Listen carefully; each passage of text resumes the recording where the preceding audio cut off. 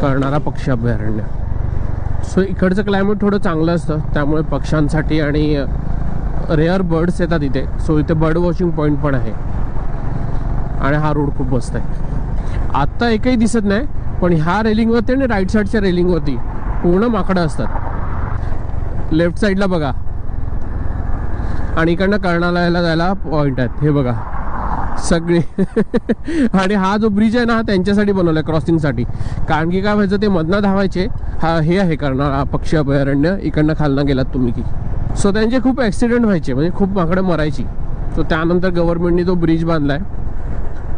पण आत्तापर्यंत मी एकाही माकडाला त्या ब्रिजवरनं जाताना बघितलेलं नाही आहे. ते खालीच असतात.